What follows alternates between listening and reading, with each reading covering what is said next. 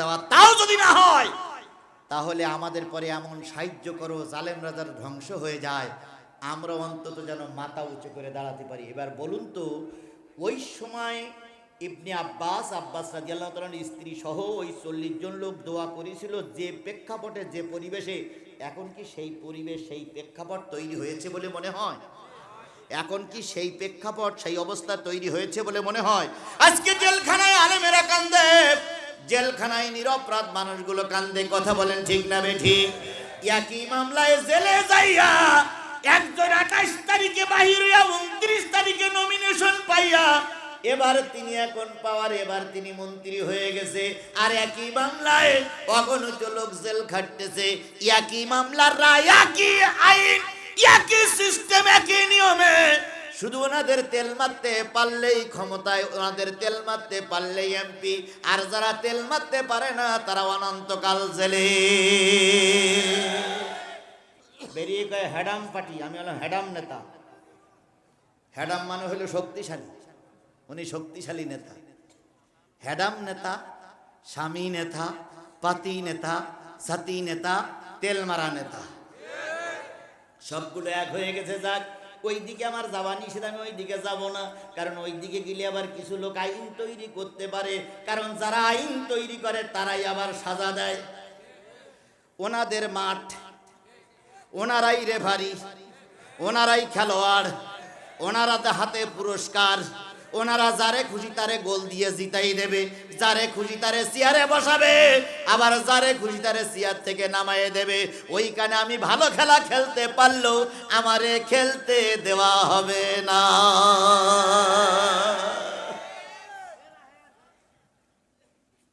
কি কায়দায় প্রচার হলো 2 বছর ধরে। এবার খেলা হবে আবহানী আর মোহামেডান। কোন পার্টি খেলা হবে? আবহানী আর মোহামেডান। ঠিক সময় মতন দেখলো আবহানী যে মোহামেডান আসলি তো আমরা পারবো না। আগের তো বলল ওই মোহামেডান জানে দিকে আসিস না, মোহামেডান আসলে না। আবহানী বা চিন্তা করলো খেলার দিন তারিখ ঠিক করেছি, মাইকিং করেছি, পোস্টারিং করেছি, তাহলে যদি খেলা না হয় তাহলে জনগণের কাছে কি কৈফিয়ত দেবো? Abahani 2 group, Mohammedan 2 group. একজন হলো অরিজিনাল মোহামেডান, আর একজন হলো একই গ্রুপের বেরিয়ে স্বতন্ত্র মোহামেডান। 2 গ্রুপে খেলা করে তাই বিপুল গোলে।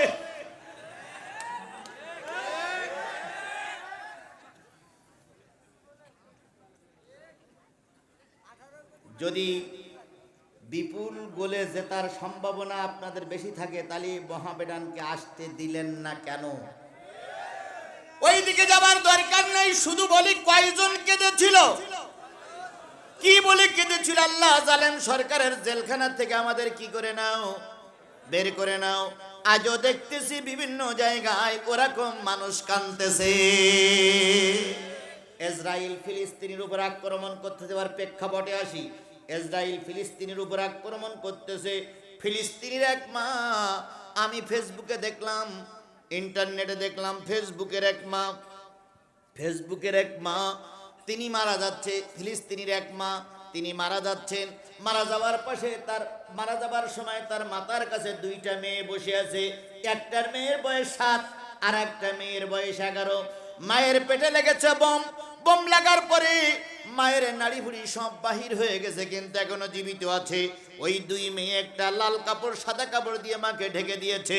ওই 2টা মেয়ে 2 পাশে বেরিয়ে 2 পাশে বসে বসে মার মাথার দিকে তাকায়, মার চোখের দিকে তাকায়, মাথার কাছে বসে বসে কান্দে। বড় মেয়েটা বলে, আম্মু বুঝতেছি তুমি বিদায় হয়ে যাবা, বুঝতেছি তোমার বিদায় ঘনিয়ে এসেছে, তুমি আমাদের জন্য দোয়া করিও মা, আমরা 2 বোন যেন মৃত্যুর আগ পর্যন্ত ওই জালেম ইসরায়েলের বিরুদ্ধে লড়ে যেতে পারি। ইউটিউবে দেখলাম, সোশ্যাল মিডিয়ায় দেখলাম, ওই মা মাঝে মাঝে একটু হুঁশ ফিরে পায়, মেয়ে দুটোরে জড়ায়ে ধরে, আবার যখন বেহুশ হয়ে যায় তখন মেয়ে দুটো আবার মার মুখের কাছে কান্দে আর মাকে কালেমা শোনায়।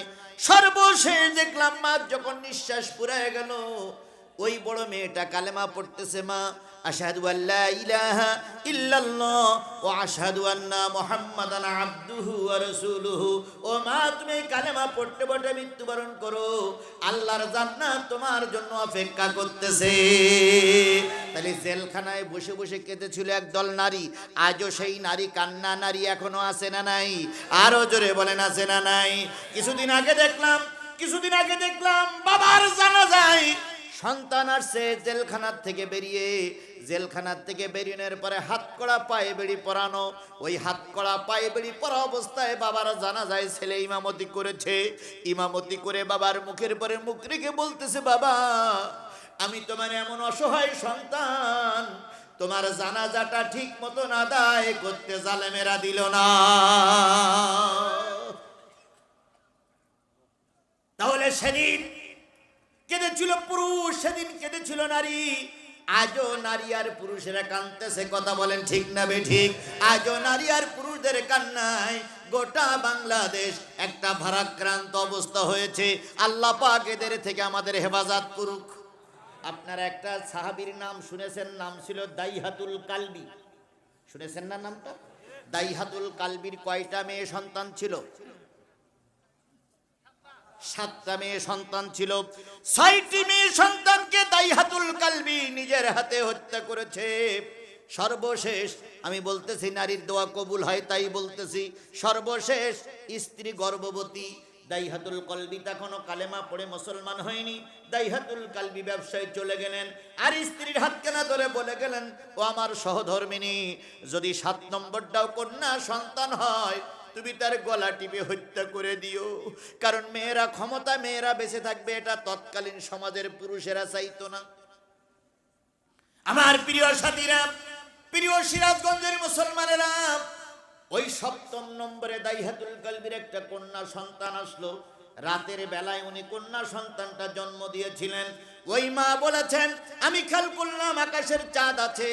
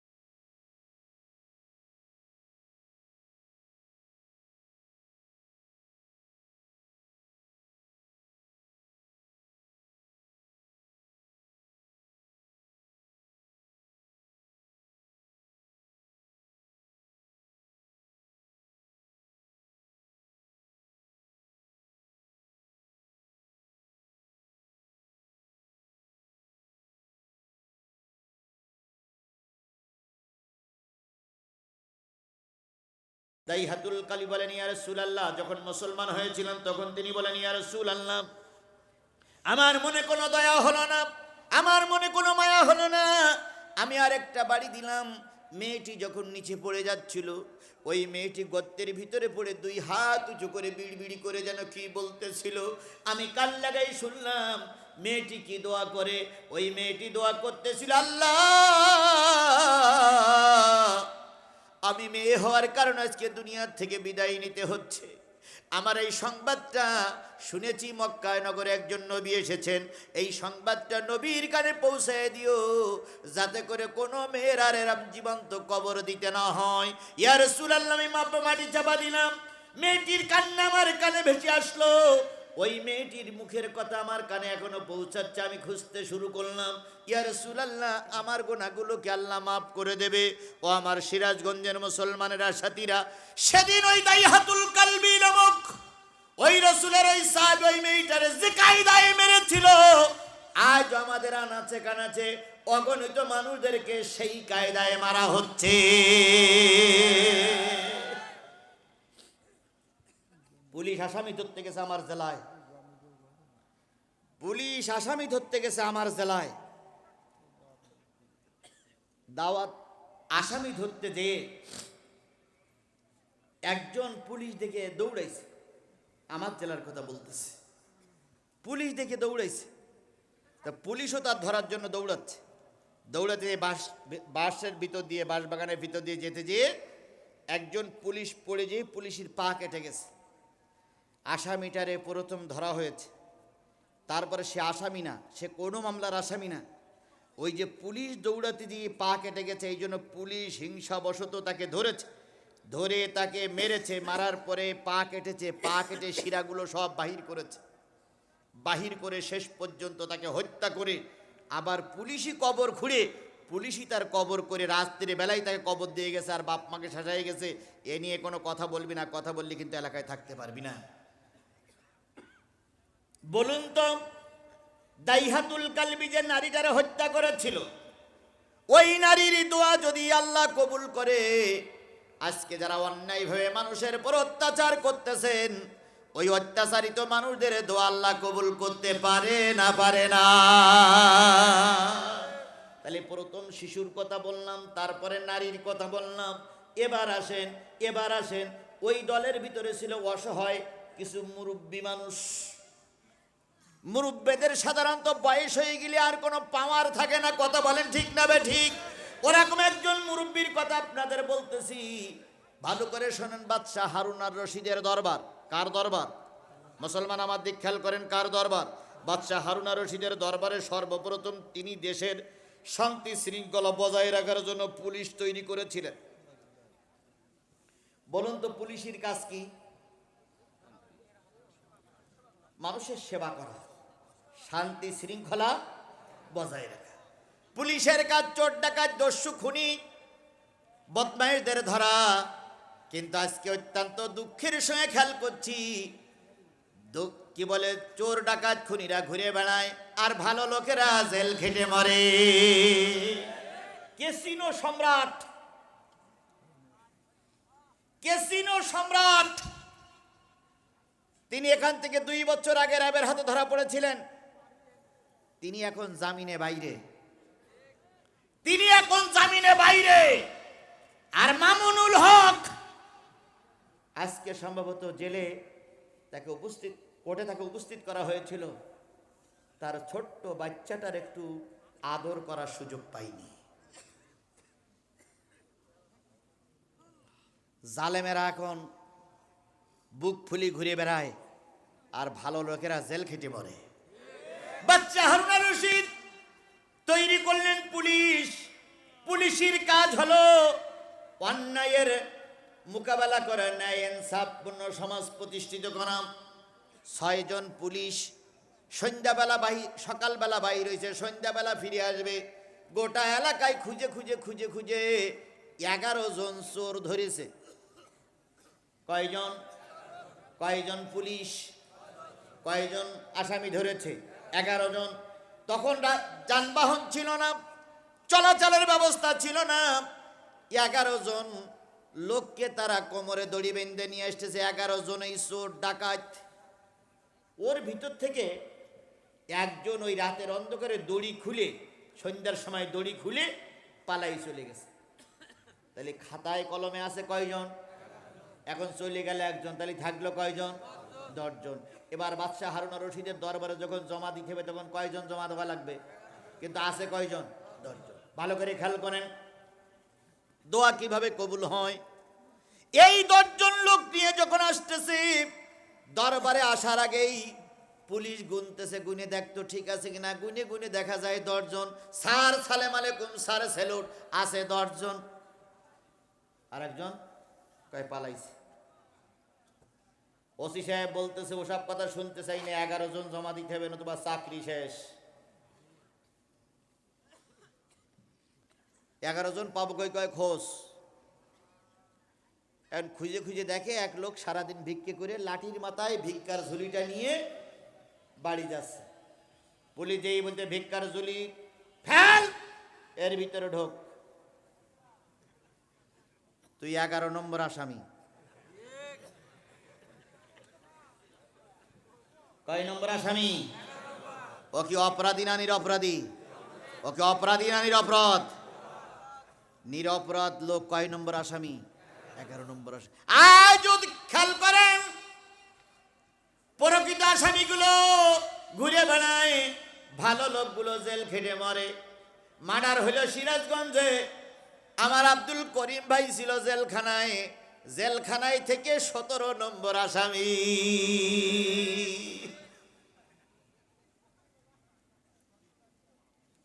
এই কথা ঠিক আছে তো? ঢাকায় বসে রয়েছে, এখানে মারামারি হলো, আসামি হলো উনি। এই 11 জন লোকের ভিতরে উনিও ঢুকলেন। উনি যতবার বললেন আমি কিছু অন্যায় করিনি, কোনো কথা নাই, আমার আগে ক্রম পূরণ করতে হবে। 11 নম্বর আসামি দিয়ে জমা দিল। এইবার ওই লোকটার বল দিল তোর নাম বলবি এই। কয় আমার নাম তো না, কয় বলবি এই। আমিও খেয়াল করেছি জেলখানায় যখন যেতে হয় পুলিশ নাম শিখাইয়া দেয় আজিজুল ইসলাম না আব্দুল আজিজ। যদি আব্দুল আজিজ হয় শিখাই দেয় হুজুর, যদি জিজ্ঞেস করে নাম কি বলবেন আব্দুল আজিজ। আরে ভাই আমি তো আব্দুল আজিজ না, আমি তো আব্দুল আজিজ না। কয় তারপর আপনি বলবেন আমি আব্দুল আজিজ। যারা গেছেন তারাই বুঝবেন, অন্য কারোর বুঝুন যাবে না। বাবার নাম আব্দুল জব্বার, প্রশাসন লিখেছে জব্বার আলী। আপনারে শিখাই দেবে, বাবার নাম জিজ্ঞেস করলে কি বলবেন? জব্বার আলী বলবেন, আব্দুল জব্বার বলতে পারবেন না। তার মানে ওনারা যা শিখাই দেবে আমাকে মাথায় করে নিয়ে সেইটাই যেতে হবে। যদি আপনি বিরোধিতা করেন আপনার নামে আরেকটা মামলা হবে, রাষ্ট্রদ্রোহ মামলা, পুলিশের কাজে বাধা। যদি আপনি বলেন আমার বাবার নাম আব্দুল জব্বার, আমি জব্বার আলী বলবো কেন? কয় তাহলে পুলিশের কাজে বাধা দিছিস, আরেকটা মামলা। এই মামলার ভয়ে অতীত মানুষ মুখ খুলিনি, এখনো খুলতেছে না। কিন্তু আমার জাতি একদিন তোমাদের মুখ খোলা লাগবে, একদিন ময়দানে আসা লাগবে, নতুবা এই জালেমদেরকে হটানো যাবে না। আর কত মারি খাবা? আর কত মারি খাবা? একদিন তোমাদেরকে নিঃশেষ করে ফেলবে এই জালেমেরা। এখনো সময় আছে, যার যা আছে তাই নিয়ে ময়দানে ঝাঁপিয়ে পড়ো, নতুবা এরা একদিন তোমাদেরকে নিঃশেষ করে ফেলবে।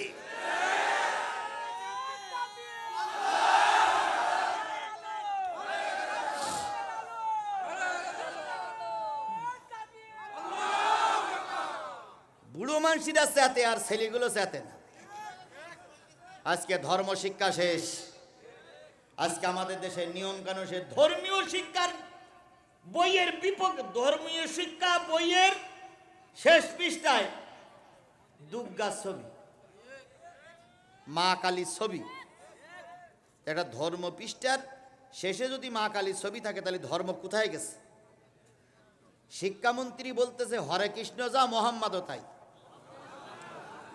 শিক্ষামন্ত্রীর বক্তব্য হচ্ছে পুজোয় গেলি ইমানদারদের কোনো গোনা হয় না, পুজোয় মুসলমানরা যাবে আর হিন্দুরা ঈদগায় আসবে, যার ধর্ম সেই পালন করবে, ইমানের কোনো ঘাটতি হবে না। মানে উনি হইল বড় মুফতি। এভাবে করে জাতি আর কত নিচে নামবে, জাতি আর কত নিচে নামবে, জাতি আর কত নিচে নামবে।